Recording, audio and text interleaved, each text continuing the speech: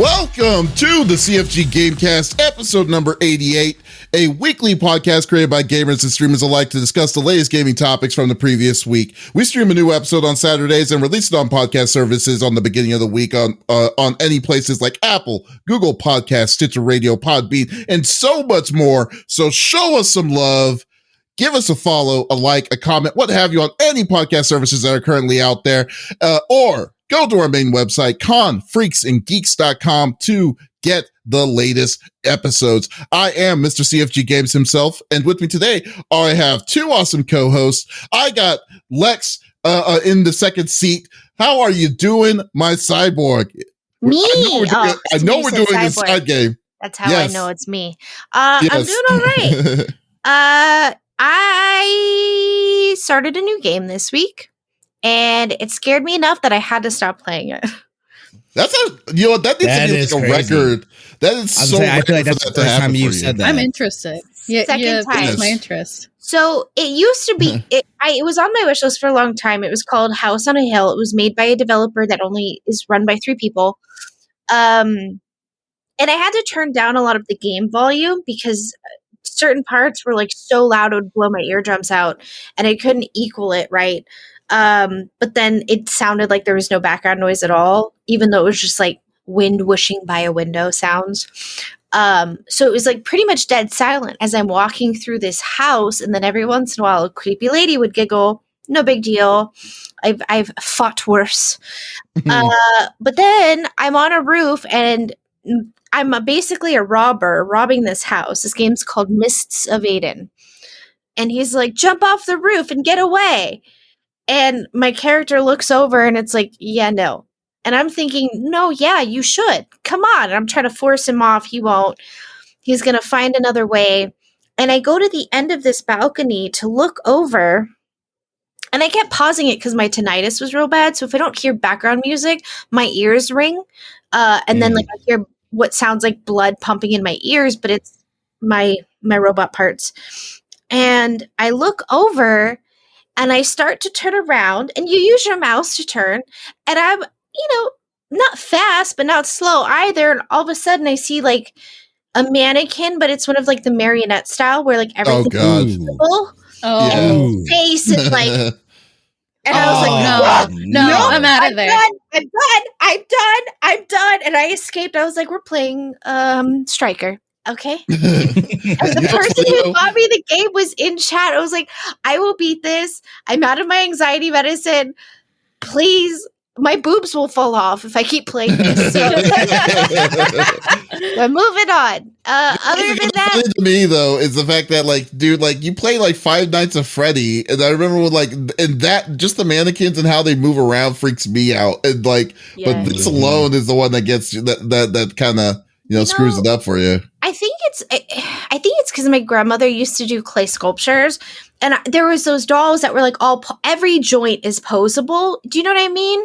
So like, yes, they're a mannequin, but they're usually this big. Well, this one was life size, and I had just given another version of it a doll, like a baby, because it was like holding its arms like this, and I'm like, I guess I give this to you. Oh, you're gone now? Okay, bye. And then, we keep going. And it wanted me to turn around quick to see it right in my face. And I was like, I'm not freaking stupid. So and I was like, maybe that was a fluke. And so I looked over again, and then I slowly turned and I saw it white. And I was like, nope, we're done. But other than that, I did have to cancel Thursday because I got vaccinated, and I knew it was going to knock me on my booty. I slept all night, slept all day yesterday, and then played some It Takes Two with Ducky. So it was a good week. But that's awesome. Sorry. Oh, wow! You blessed yourself on that. That's pretty interesting. I don't know what that was. The bubble in my chest.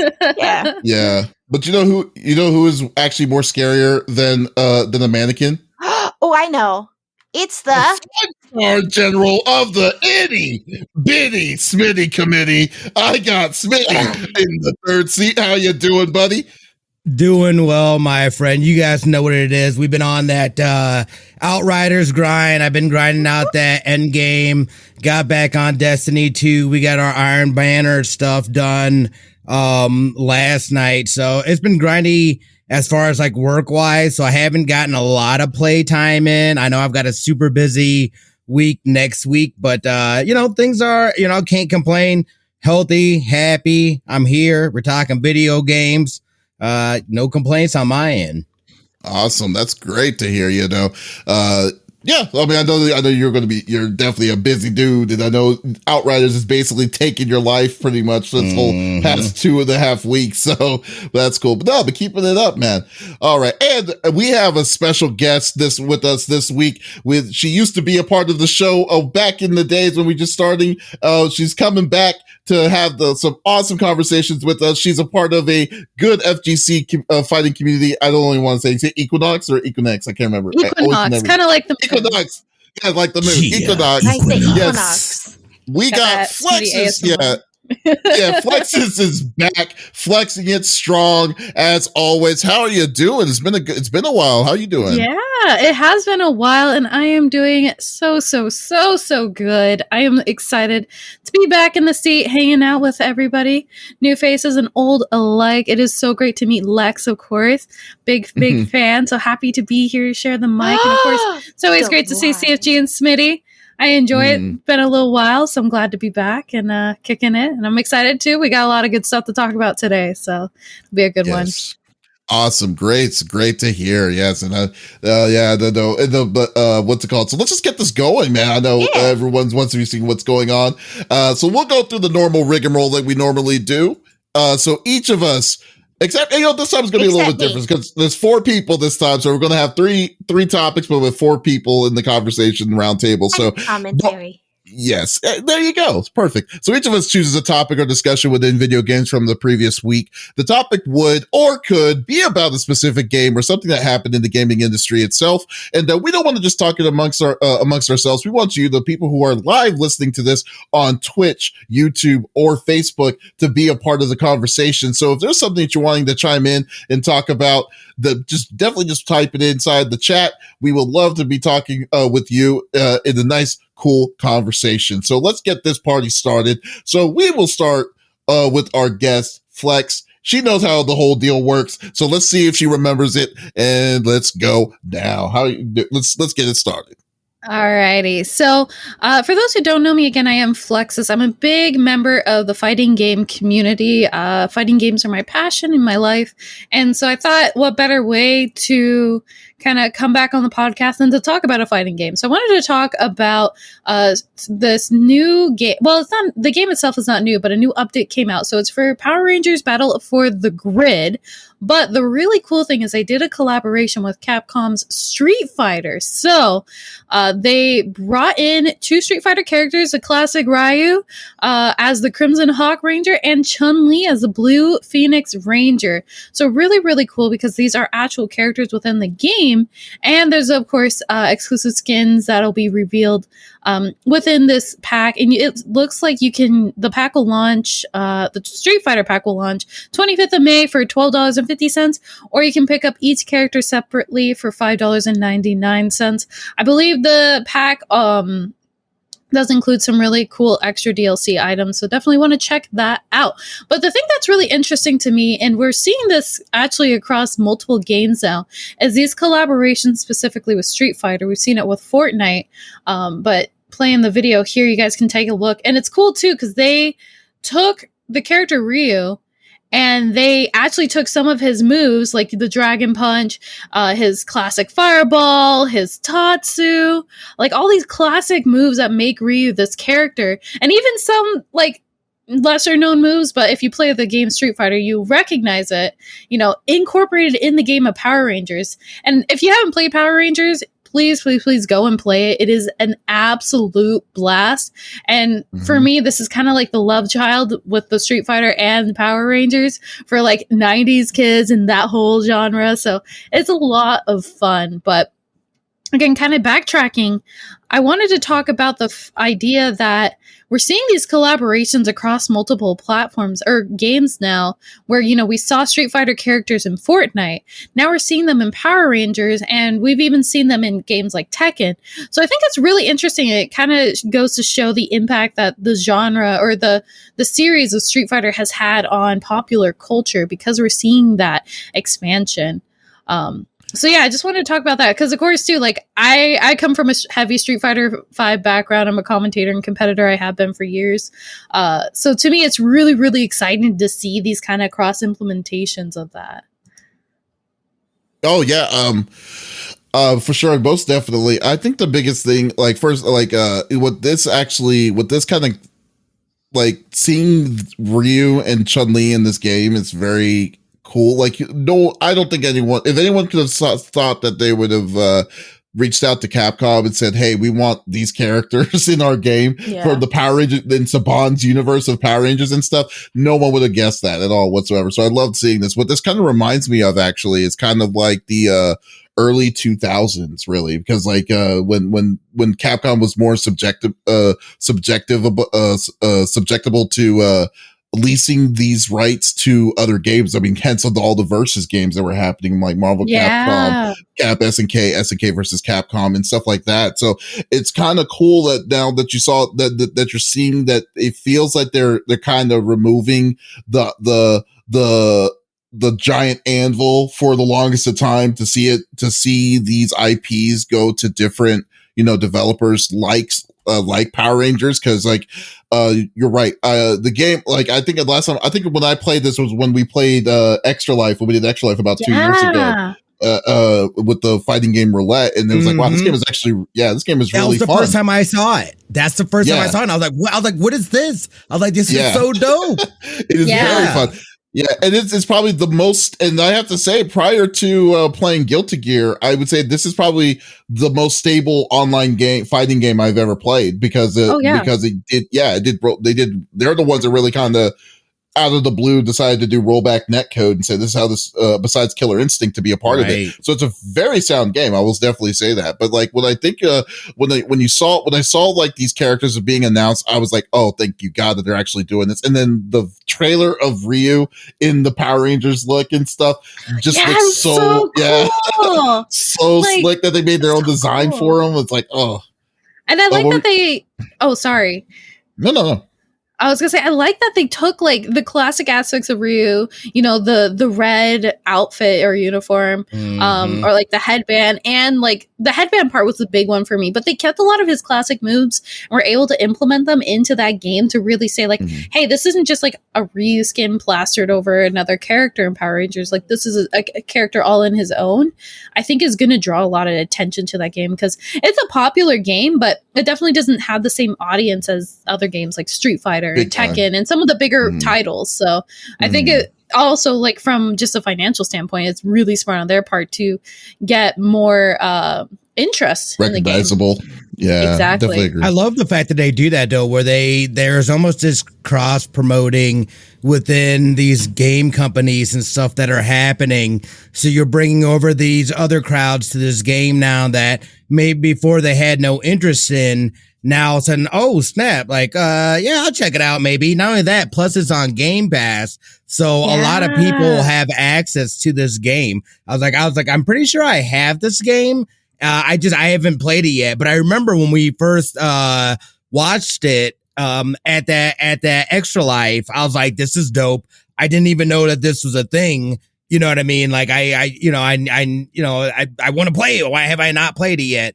Having Ryu in this is, that is super dope. I love Power Rangers. Again, it's so weird because like when I lived in Japan, I did not like Power Rangers. It wasn't until I moved to the States that I got into the Power Rangers. I was totally that nerd that I had what are they, curtains, Power Ranger curtains I'd get made fun of.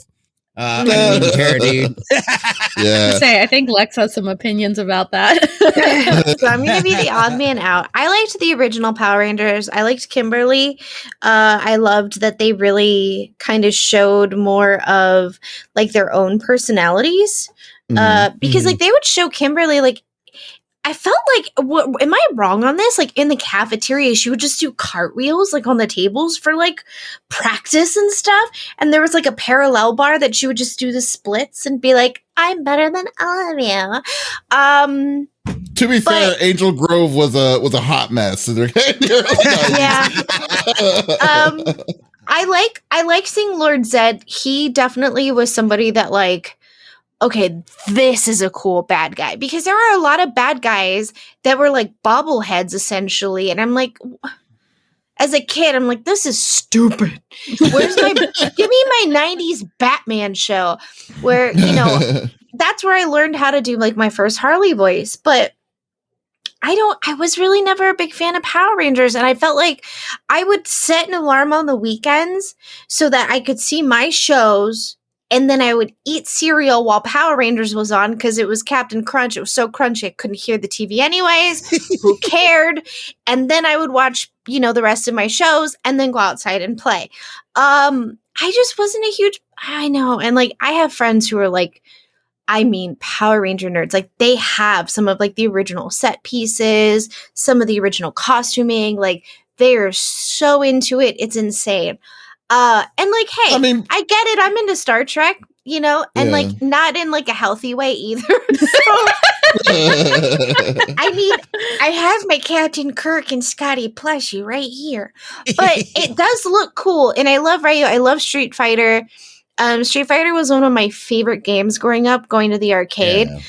Because again, like, and we've talked about this, like my parents were lower middle class. Like we couldn't afford to have an NES or a Sega. I got my Sega. It was gifted to me by a buddy at the rink. Mm-hmm. I had a Game Boy Color, but because we were on the road so much for skating competitions, and that's all my parents could afford. And when I got that Game Boy Color for my birthday, that was the only thing I got. I had to wait 6 months to get a game.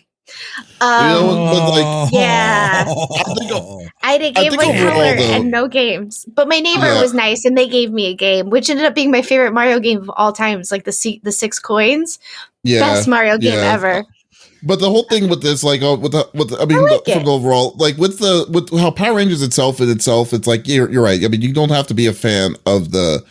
Well, I guess you would have to be a fan of some sort to be interested in playing it. But I think that like, I think what I like more of this is I think that the underlining of this, that Capcom is willing to do stuff with other companies. And I think that is the biggest change that you haven't seen Capcom do ever since like the PS3, like Capcom Cross Tekken, when that happened back in the days. Like, it's literally have been 10 years. Like ever since that was also a dumpster fire in itself, that they kind of kept this itself, but like, that's why I am really looking forward to this. And this is the beginning of all of this, especially like you were saying earlier, Chun-Li and Ryu was in Fortnite.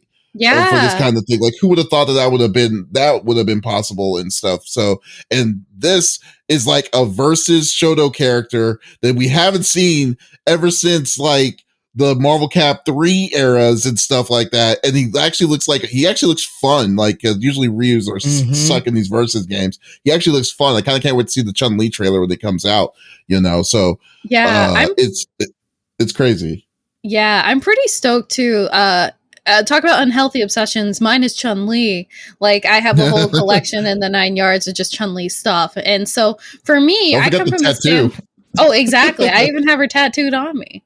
And so for me, like this, and I think this is the smart move that Power Rangers did to kind of drag in a bigger audience, because like for me, I'm a diehard Chun-Li fan, so of course I'm gonna be tempted to pick up the game and want to give it an honest try because my favorite character is in that game, so I'm gonna want to play it and give it test it out. And like I played Power Rangers before, and it has a really fun mechanic. Like it has the auto combo system, which is really nice, especially if like combos aren't really your thing or like you kind of struggle with it. And it's got a really cool gameplay to it too. So for me, it definitely makes me more inclined to try games like that. Or even with Fortnite, like when they had the Chun-Li skin, I was like, I might need to get in on this action, even just a little bit, because I'm also a collector. So I'm like, I gotta collect all the skins across the board, like Fortnite, Chun-Li, Power Rangers. Like, I gotta get it. Did you get it? Did you get it? No, I didn't. Skin? I thought about it. I thought long and hard. It? Oh man, I played Fortnite many years ago. Yeah, and I think you guys are right, though, and that's like one of the biggest things to touch on is the fact that a lot more of these companies now are becoming a lot more open about playing ball with these other companies. I think they see what the future of gaming is, and it's not so restrictive. A lot more people, and they're finding more success working with other companies and tapping into these other audiences, as opposed to being so just kind of walled off and this is our IP, these are our characters, they only appear here. So I'm loving it. I think it's so fun. Yeah, but like, here's the thing though, and I really kind of have the maybe it's just me being pessimistic about it, because like fighting games have been held back for so dang long because of the mentality of the upper management. Like, I mean, I don't know if you remember this, but like, remember when Dragon Ball was in trouble for even being a fighting game in Evo because Namco Bandai was not giving them the go ahead to do it and stuff. And then for years, and this is the biggest issue, like they didn't want outside help to do things that they wanted to do. Like the biggest thing was rollback netcode.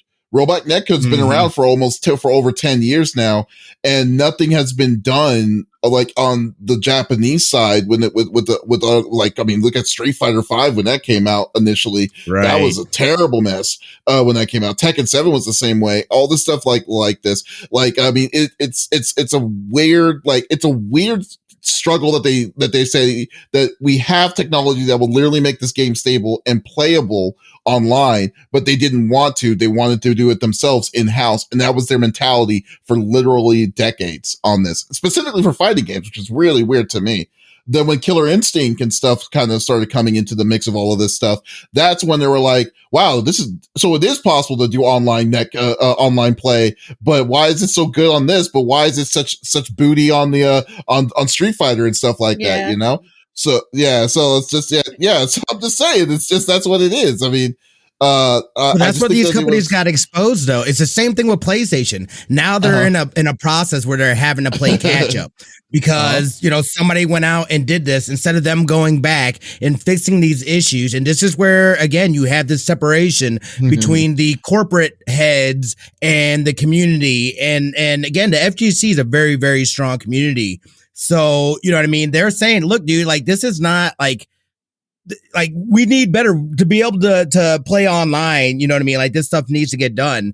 They drug their feet on it. Somebody else came out and did it. Now they want to try to make good on it, which is great. But again, it shouldn't have taken this long. And it's really trying to find this balance between the corporate side of gaming and the community. And then you've got the studios and developers and stuff that are in the middle getting pressure from here and pressure from here. So it's like, you know what I mean? Like, it's a terrible situation. I'm still kind of like, I'm not convinced quite yet to be like on the optimism side that they learned their lesson. So we'll see. Surprise. They'll need to go. Yeah, well, I'm just saying, it's like, you fooled me once. I mean, shame on you, but fooled me twice. Shame on me. You know, that's the kind of mentality I have on it. I mean, can you not blame me? I mean, Flex, I mean, how many fighting games have you played that were like ass, like online? Right. Too many to count. But I actually had a question for Lex about this, because you kind of come from the different perspective where you weren't a big fan of Power Rangers. So do you think that because now they're incorporating characters like Chun-Li and Ryu, that, you have that fondness for Street Fighter growing up, that it'd make you more inclined to give the game a try? Yeah. Yeah, it would. I mean, see, and I don't know how the mechanics of the game work necessarily. Like, I don't know, like, is there like a storyline and all of that, or is it like, nope, you just fight each other? I don't really care to hear the storyline, but I would be intrigued how, like, I liked Lord Zed. He was my favorite villain. I would watch episodes with just him because he was cool. Yeah. I called him the Inside Out dude when I was little, but he looks like he's inside out. I think I'm not opposed to not trying something just because I didn't like it as a kid. Sometimes your perspectives change, and that's just being a human and growth in general. But I think it's cool how I think it's very funny that this is very targeted for millennials too. Because I mean, I know Street Fighter's popular, but that's speaking more towards like our demographic, Yeah. Whereas I feel like a lot of stuff right now is incorporating a lot of like K-pop and things like that for the younger demographic, and that's cool too. Like I get it, that's not meant for me. But bring my green guy in, and I'm all in. All right, That's a good way. we'll pass We need some notes Blanca. over to Capcom. See if Please they let can them know. get some Blanca action in here. He's my favorite. That would be beat pretty me. cool if they did that. Yeah. Yeah. All right. Well, that was a good topic, Flex, as always. That's great. All right. So my topic is I'll be the next one on this, so we'll go with that. So I know everyone's been having it. There was an uproar past couple of weeks with PlayStation. The people finding out that if they remove the battery off of inside the PS4, you basically brick your whole system. You have heard about that, Flex? No. Yeah. Oh my God. Yeah. I've heard about this. I have heard about this. Okay, so so they've come to find out it was originally broke by a story from IGN Australia that they said that if you replace you can brick your PS4 by removing the built-in, there's like a battery in your hardware. So eventually, on natural time, the battery will die eventually. So when the battery dies, and let's say even if you replace it, you won't be able to play your PS4 games that you have on your whole library on that system, digitally or physically. So it just completely bricks it, because of it. So for weeks, people were kind of fearing this and stuff like that now. And I was like saying, there's no way that they're not going to do anything about it. And I still stand that way, for it with Sony, because Sony would be stupid if they will just let people lose their library like that, and then not say a thing about it, But, this week there was a group of people, I got the video from a thing called Destruction Games, but this week there's a group of people who actually tested this out to see if that was a real thing. And what happened is, so they removed the CMOS battery from the PS4, and then they replaced it with a brand new CMOS battery. They turned their system on, and then the games are still there. So they tried loading the game up, but it errors out. It errors out for everything, and it gives them an error code that says that there's an internal error that's within that you need to look into to further troubleshoot with the Sony representative. So there is not necessarily a hot fix, but there is a hack fix of someone actually make something to make it possible to get around it, but it's not stable because obviously, the Sony definitely doesn't want you to be doing stuff like that. But the biggest thing but they know the reason of it. The reason why is that it's the synchronized is the trophy system that Sony has implemented for their games, that the trophy system depends on the synchronization of the internal clock from the system. So what that means is that your trophies that you get or that you've earned from the games or that it's pulling from the server, there's like a handshake that happens with the hardware on your system. So Right. if you remove the hardware, and then you replace it with something different, it's a different code that will come off. So it's not matching between this handshake. So it's saying no. It's like something's wrong. It's not recognizing it. So they won't give you access to those games or the digital or physical. So so it bricks completely. Something like that is a patchable fix that can be done. Right. On it. Now, the problem that people are experiencing is that Sony hasn't said a word about it. So, the way, yeah. So now, I mean, given the times for me, especially the biggest thing is crossplay, for Sony, given the times with Sony doing these kind of things, they're going to do the right thing. I know that they're going to definitely do it. The problem is how long they're going to take. They're going to do for this, and that's why I'm not worried at it. And plus, I got a new system, so I don't have to worry about it for this for me.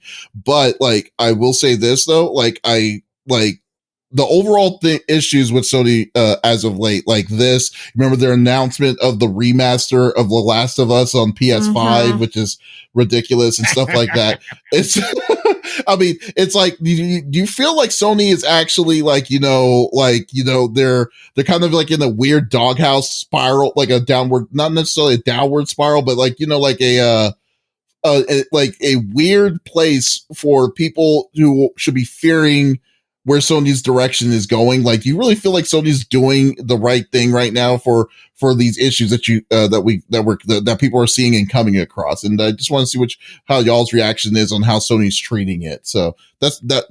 So I just want to get y'all's view on it. Okay. Sorry. I'd like raised my hand in Zencaster. Why are they changing the battery in the first place? Well, they're doing this as a point. The point is that eventually that battery will die.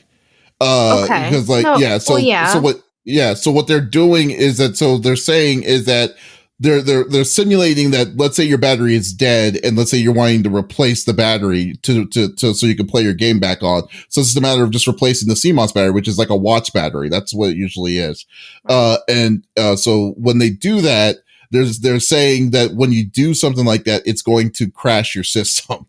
because it's not synchronized correctly to the to like the trophy systems and stuff like that that's going on Sony's side. That's what they're trying to do. They're trying to show the error. Logistically speaking, I've never heard of anyone's battery going out. Oh, it happens. I'm sure it does, but it's just so interesting to me that then people are like, well, then let me test this. What? I don't want to break my stuff. Thanks. Yeah, but come on. It's like Y2K. I mean, just like when no, I'm serious. It's just like how, like, what happened with Y2K. It's like we found out years before it happened. It's like just someone said, "Oh, that's weird. It's the internal clock says it's 1901 instead of 2001." Like, Y2K wasn't a big deal because they took care of it before it happened. Right. But it's the same kind of thing. It's just like you found a glitch in your system. You want to you're wanting to fix it. I mean, it's just simple. That's the way I look at it. Just unfortunately, it's the public that found it, not Sony that found it. That to me is what's problematic. That seems like it's going to be an issue. I'm sure Sony will fix it, like, no problem.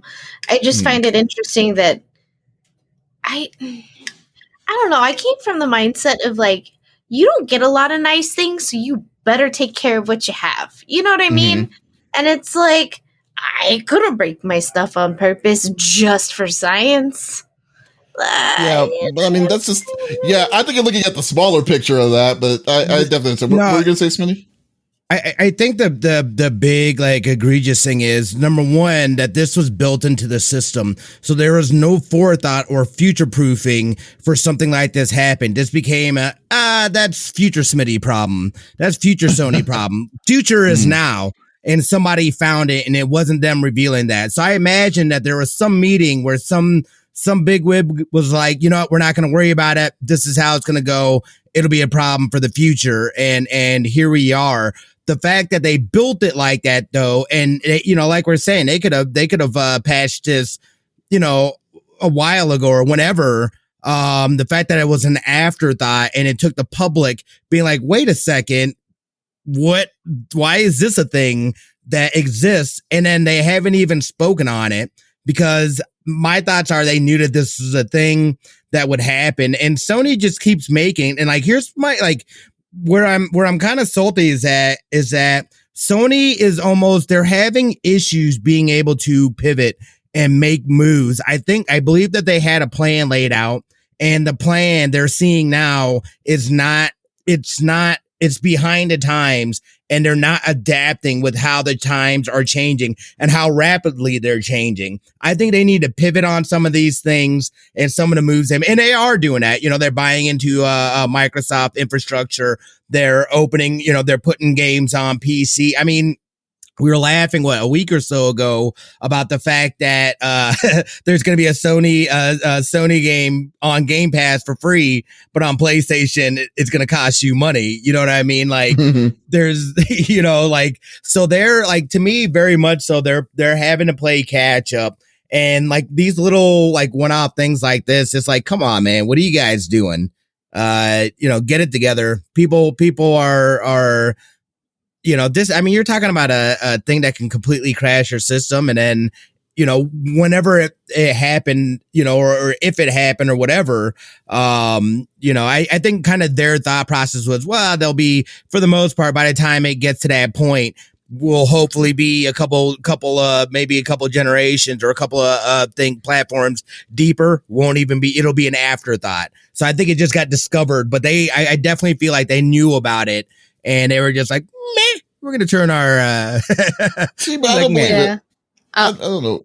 Oh, I'm sorry. What were you going to say? Flex? I was just going to say, I come from kind of a conspiracy theorist side of things, because I always believe that, like, there are certain things built into systems, and maybe not intentionally, or there's certain things that aren't intentionally patched because, it doesn't make sense to have a system that's going to be running forever and ever and ever, because then how would Sony make more money, releasing a game system? So in a sense, like, I come from that aspect of like, maybe they knew about the problem, but intentionally didn't patch it and hope that nobody would catch on, kind of thing. Cause then, it makes people more inclined to either buy another PlayStation 4 or buy a PlayStation 5 and just do the upgrade kind of deal.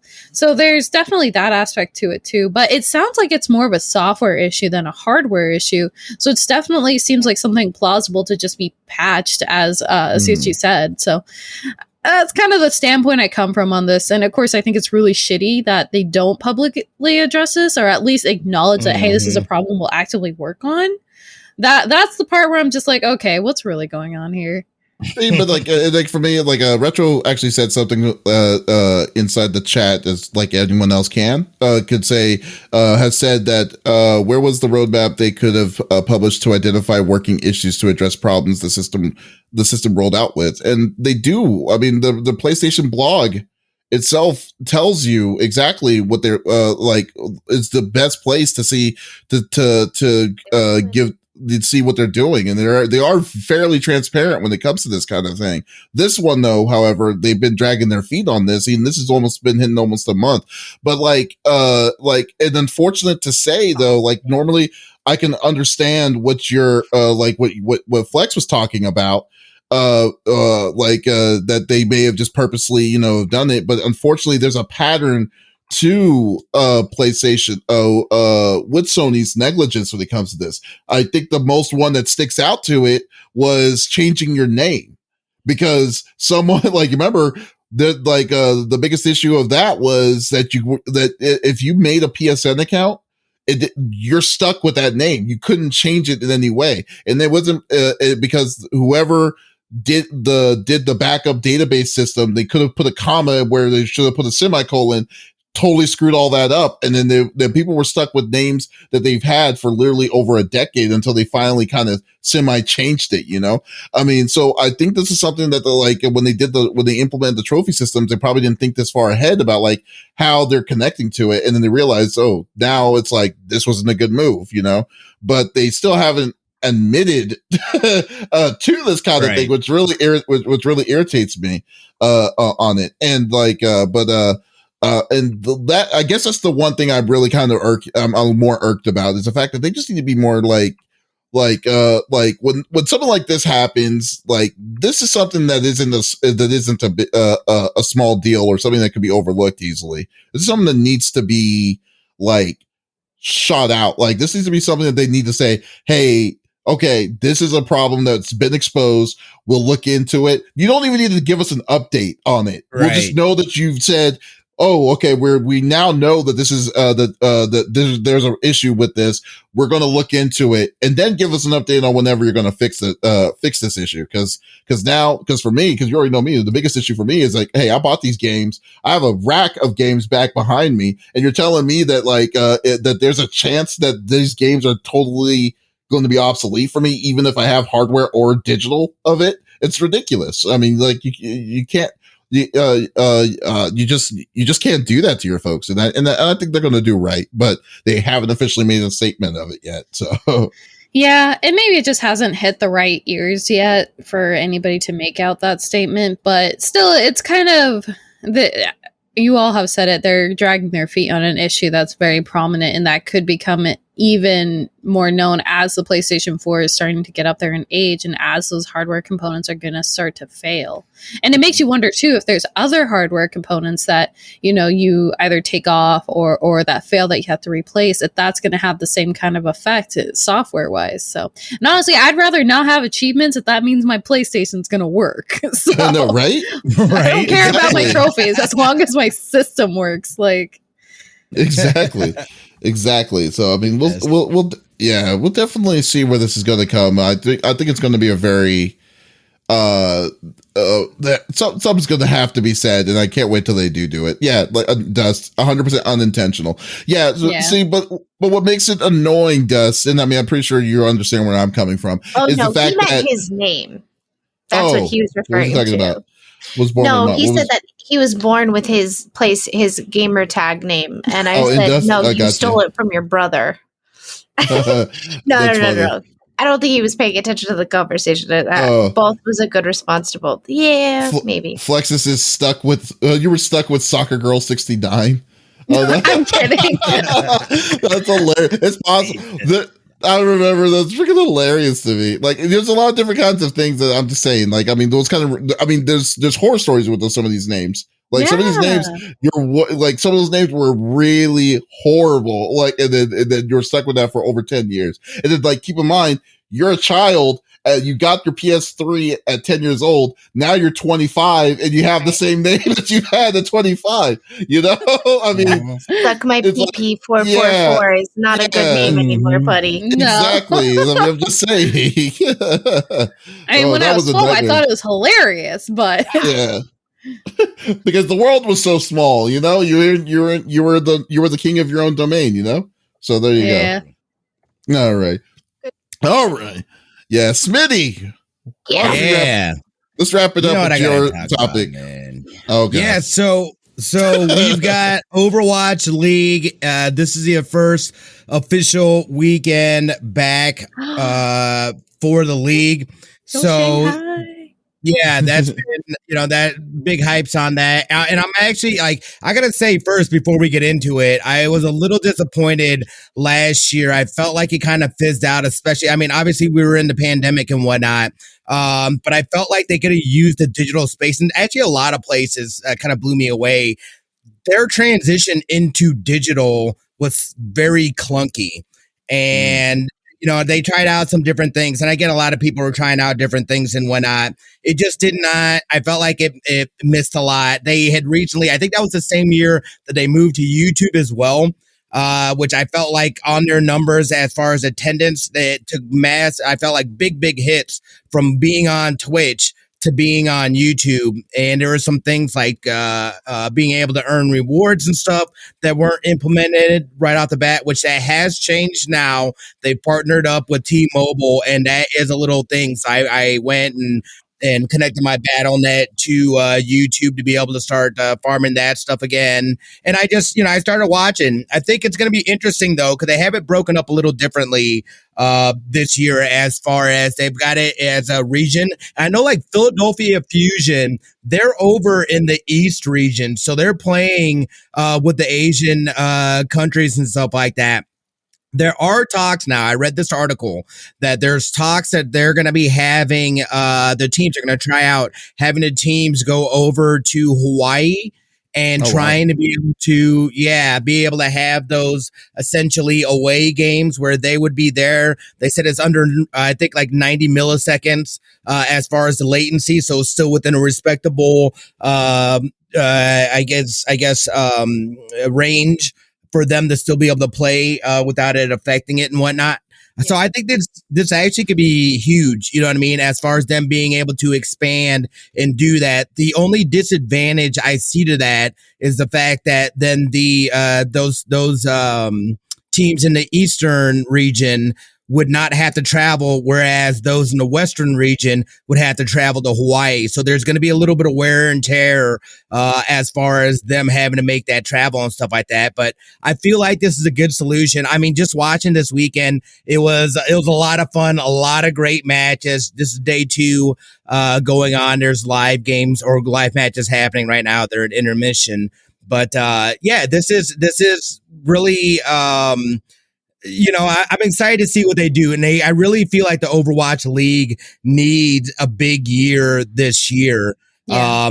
Especially with the other games that have come out, how they're doing. Things are starting to open up. I know they've got plans and they want to get people back in these live venues. I think that is still going to be something that you're going to have to, and we're going to have to watch out, because people are going to be a lot more hesitant going into these face-to-face situations. It depends on, the availability of vaccinations and things like that. Obviously, there's still going to be rules and restrictions that'll have to be followed. But I know that these, especially that league, I feel like it's built around having that live experience. However, I do have to say I was disappointed in what I thought they could have capitalized on digitally at the beginning of this. So yeah, exactly. But I do feel that they're starting to make the right moves and starting to take advantage of some of that, because I feel like a lot of this now, the world has seen it now. We can work strictly off of digital. So I feel like a lot of places, though there's going to be, live in-person stuff,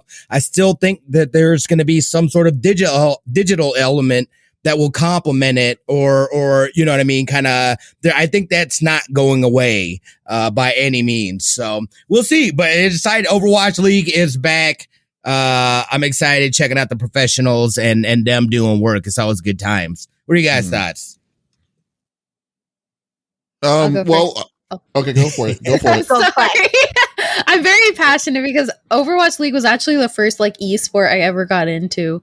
And so I'm sure you guys remember, I was big Overwatch head. I loved Overwatch. So go Shanghai Dragons, one of my favorite teams. Weren't you a diva main or something? Yeah, I was a diva main. I was a diva, and I was an off tank and healer. That was what I usually played. Diva, Mora, Mercy, a little bit of Ryan here and there. Yeah. So I'm excited. So let me rephrase this a little bit here. I'm not surprised that they had a hard time doing the transition, because when they transitioned away from Twitch over to YouTube, it seemed like they were kind of in a downhill for a little bit, and they just weren't getting the same traffic that they had before. So to then have to do an even bigger transition from, offline to online, I'm not entirely surprised. Disappointed, yes, but not entirely surprised that they had kind of a clunky movement there. Now, I'm super stoked, and I hope that they, because Blizzard has the resources available, so I'm hoping that they can kind of use this as an opportunity to grow out Overwatch League again, because I think it's really, really well put together esports community.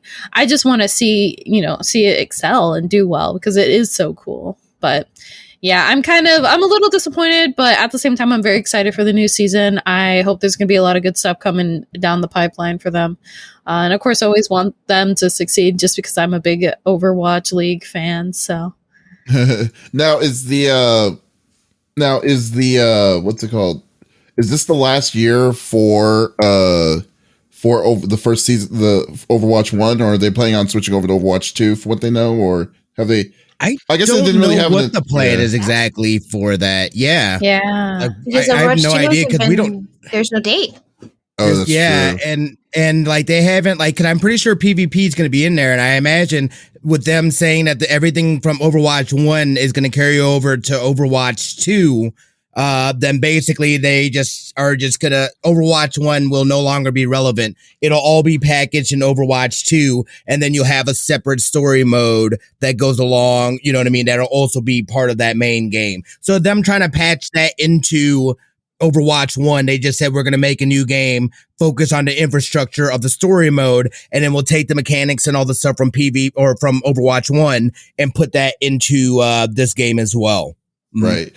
Well, okay, so I guess the biggest thing for me is that I don't usually watch the esports version of this because every time I try watching the esports version, it just I get easily confused on what the hell's going on. But overall though, I just think that that the surprise of them switching over to I think there was a lot over on their plates to do this kind of conversion, despite the fact that they were doing remote. They were doing the teams had to play remotely because of COVID. On top of that, the platform from Twitch to YouTube, it's not it's Twitch to YouTube because YouTube is popular when it comes to streaming, but it is not Twitch popular whatsoever. Where they got to get that. So that now you have to convince not only your fans to go check on a new platform out to see it, but you also have to convince your sponsors to be like, we're going to have a rough year.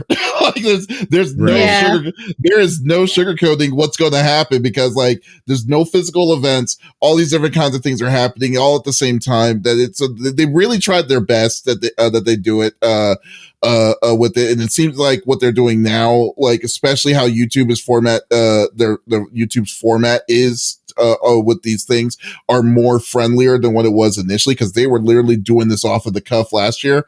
I think that I can kind of understand where they're kind of going with this rough transition, but I feel like I mean it looks fun to play. It looks like it would be very interesting. People who are interested in esports and watching this stuff, then I think they are going to have a fun time checking it out. So the real question is I don't know what they would need to do to improve because I have no idea what to improve on something like this, Yeah. So yeah, I think with last year, the move to YouTube, and for somebody like myself who watches more YouTube than I watch regular television, I wasn't happy about it. I liked watching it on Twitch.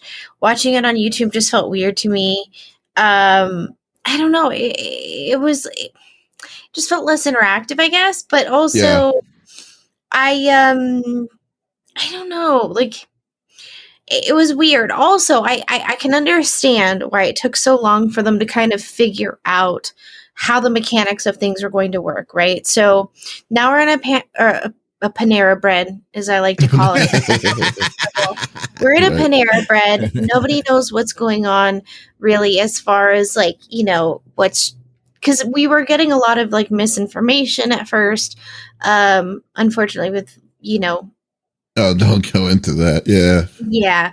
But here's the thing is, so, okay, let's say that we were going to play games respectively. They were going to be in their city versus this other team, which is in their city, right? Okay. How do you make sure nobody's cheating? How do you know what I mean? There's a lot of implementation there. And then on top of that, you have to make sure everybody in the space that's competing is, X amount apart. There had to be rules and bylaws along with the laws that were already set into place. And I think that's what complicated everything. And I get it. Now we're kind of moving into a transitional period. It's okay, now we know what's going on. We're all getting vaccinated slowly but surely. Is that going to keep us safe? We don't really know yet. Hope is all that we have. But at least now we're able to take steps to say, okay, we know we can do this and this worked. And now this is how we move forward with things. And I think that's where we're at now versus last year where everyone's I don't know. You know what I mean? I think that it's a little bit tougher though, too, because of the one more thing is that they have for instance, Dallas, I think it was Dallas's Dallas Flame or whatever that was playing earlier or whatever, their team. It says Dallas, but some of these people are playing in Korea, China. They're on that team that's representing the local city here for that. So, yeah. So I guess one of the biggest issues is that they're streaming a league this big with like, how many teams are there? 12? Are there 12 teams? I believe. Oh, there's way more than that, dude. There's more than that. Oh, there now. is? Yeah, it's a lot of teams. You also have to remember that, like, a lot of people, like, let's say someone originally from Korea got drafted to the Dallas team. They went back home, so they weren't stuck in the whole virus situation. So you're talking about streaming on bandwidth wise, that you have this kind of levels of Totally stuff that different. they like it's all over the place. It's not like it's not consistent, it's not stable. It's like that. So like I understand where they're coming in. It makes sense for them to have a central zone in Hawaii to do it, which is like okay, I can understand where you're maybe do what they did with the NBA, make a closed bubble or whatever for this kind of deal. Which they did, but they did do that a bit last year. Or they attempted to do that when they came back. They completely stopped. They full stopped when it first went down. And then I think it was like a month or two after, and they came back with the bubble approach. Yeah. Like I'm sorry. Sorry, I keep interrupting you. No, go for it. I talk a lot. No, and that was the interesting aspect too, because you have these international players, and how do you keep them involved, especially because like half the teams, first off, are international, and secondly, a handful of teams as well are filled with international players from places like Korea and China and so on and so forth. So how do you make sure they're safe? How do you, make sure that they're still involved? Do you put their contracts on freeze for these teams and like recruit someone else? Like, how do you go through these steps? And I'm sure this is a lot of the issues too that Blizzard had to deal with when moving through the motions of trying to transition to online. And of course too, like, it's not easy because you have a team involved. It's not just a single person, or it's not like, okay, it's not like how Capcom did tournaments, where they're like, okay, we can just separate the tournaments because of like their geolocations. Like, no, you have like entire teams that consist of people from different regions. And Alex made a good point too. It's like a lot of these people have to go back to their home countries when, Panera Bread hit us. So like that was a big aspect of it too. And I don't blame Blizzard for having the struggle, for sure. Again, it's always just a level of like, okay, yeah, I'm kind of disappointed because you guys can do better. You have the resources, but at the same time, I understand because it's the nature of what's going on. And it can be really difficult to transition when you have these team environments, or transition from live in-person events to strictly online. So, well, and that was something that we had spoken about before too, going into this or into that last season, was the player fatigue and stuff like that, because some people were having to do a ton of traveling to get to these other places. So it's already an issue that they're having as far as their structure for, who the people are playing, how they come. I kind of liked how they had it where it was separated, and then the two regions came together in a championship game where you know what I mean? Like, where it's just that one time where they're meeting, almost kind of like, but I also like having a bit of that cross play as well. So, it's seeing them mature as a league. And like Flex was saying, there's a ton of money that is already in this, and I don't want to see it fail. I want to see it succeed. So I'm curious to see how moving forward, especially with the climate that we're in right now, how successful that is. If they do more of a hybrid and start upping because they have fantastic productions, but now it's about getting, some of these, how do they get people to want to watch? And I think more of the focus now needs to be on building these characters from the players, telling their stories, and that's where you're going to get people that are going to want to get involved. They're going to get sucked into a team or a player. That, I think, is where they need to start putting their focus on. But these kids are young too. They're not trained to go and talk to millions of people. They could possibly say something crazy that ends their career. So like, it's a really weird space to have to deal with. And just Retro had said, why did they leave? I still not sure if that was 100% confirmed. Yeah. It was the contract was was because YouTube offered more money to Blizzard on that one. Correct. So they had a a limited contract for Twitch. And then when that contract was up, there was a bidding war, and YouTube offered more money. That's all. It wasn't like they left on bad terms or anything. They could go back to Twitch later on. But yeah, it was like a 3 or 4 year deal, wasn't it? Yeah, they were on for a while. It wasn't just like a 1 year contract, but the 1 year, the last year that they had signed with them, because they signed every year.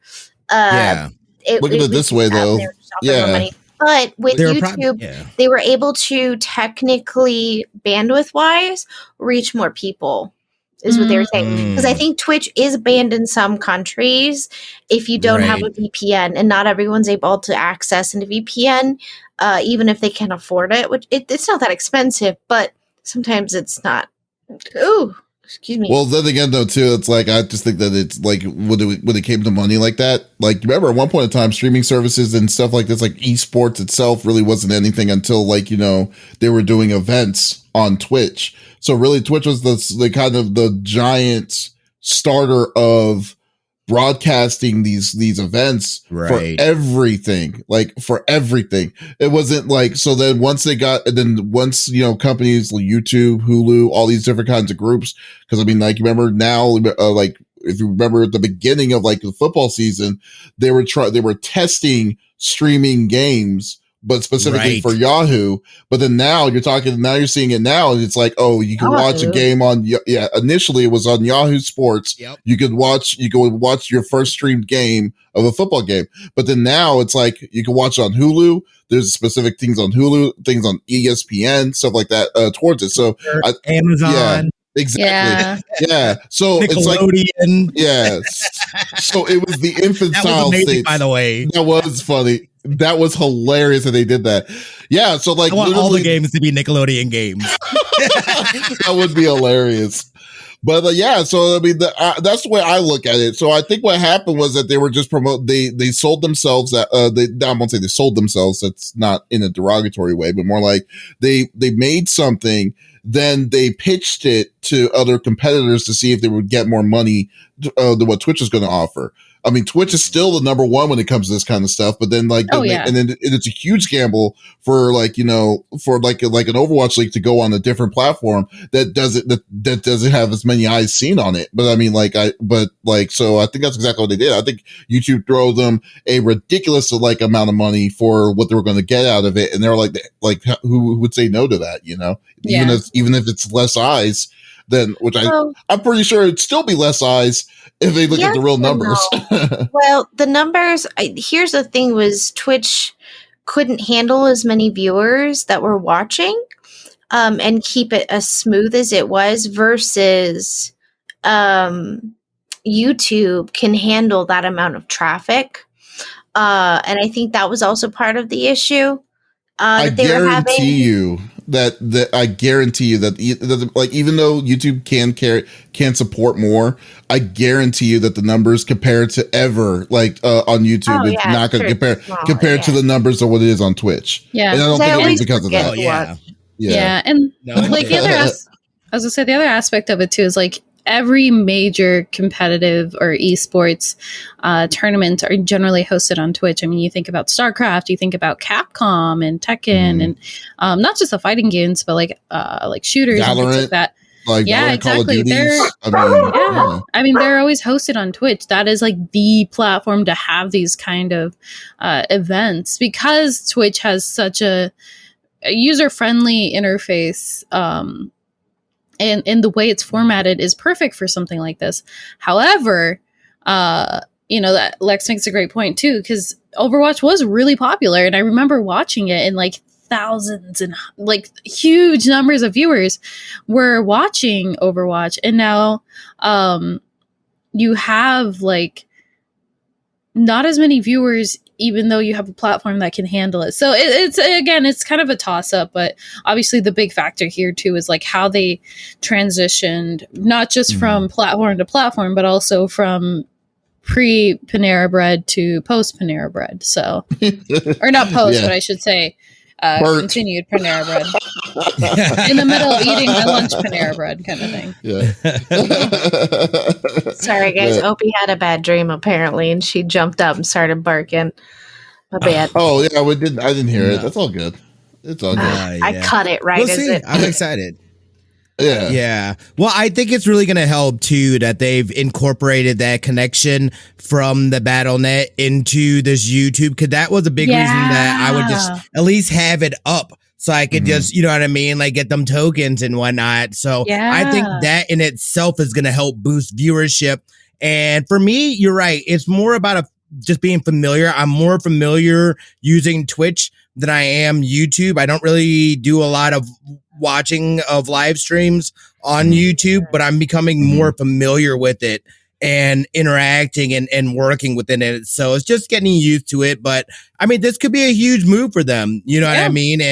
And we'll see as far as what the changes that YouTube makes and implements along with what they do as a league and stuff like this.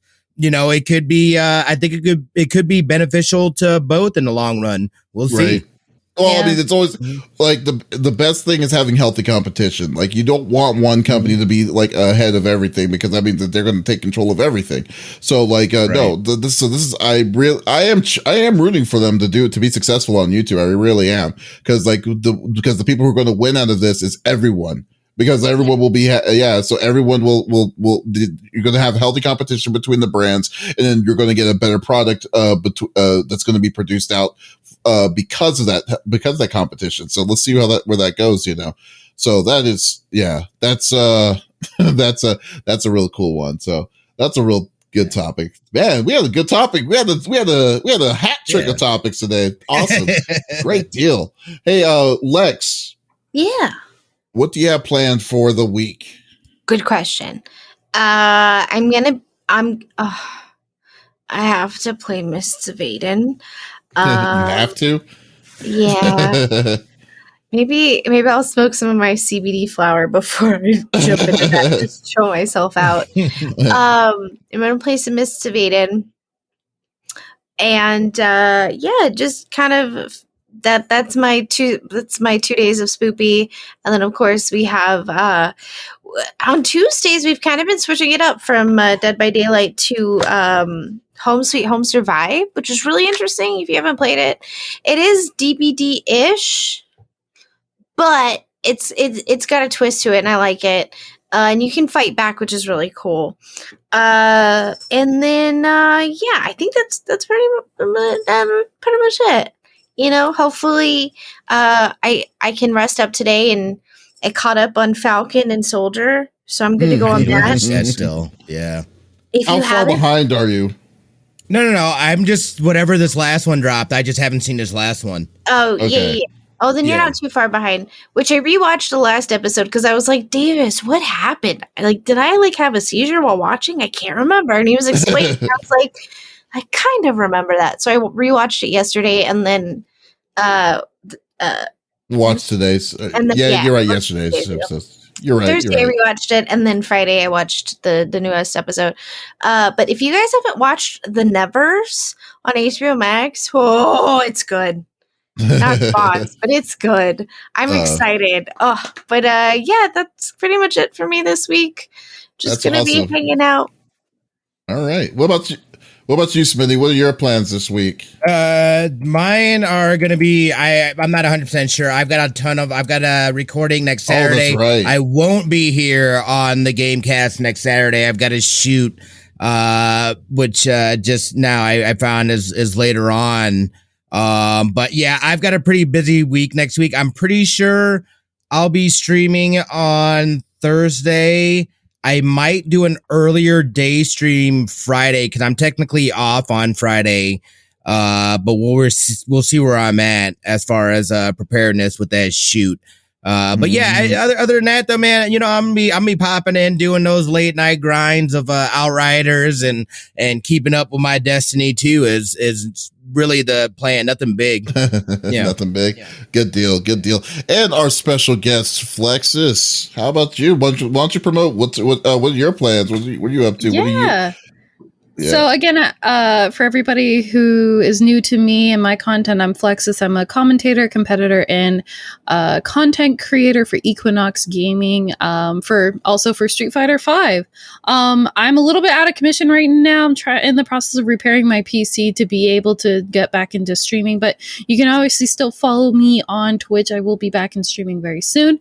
But in the meantime, I just do commentary for different events. So make sure to go and check that out. You can follow me on Twitter at Flexiss_. Yes, I do have great taste in ginger beer. I can spill the plethora of ginger beer knowledge upon you all.